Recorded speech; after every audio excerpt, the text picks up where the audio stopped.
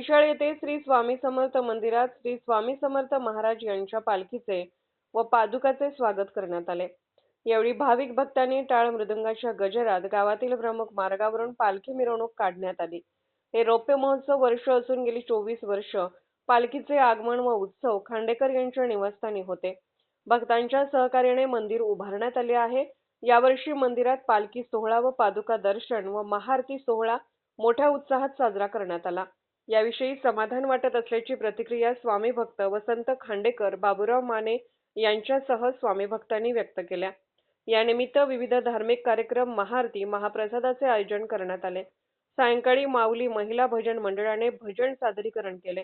कार्यक्रमाचे संयोजक बाबूराव माने, दादासाहेब कुंभार, अमर शिंदे, अमोल शिंदे, अवधूत नलावडे, संभाजी शिंदे, ओंकार खांडेकर, नाना निंबळे, नाना आवळे, वारकरी शिक्षण संस्थेचे अध्यक्ष मारुती आवळे यांनी केले।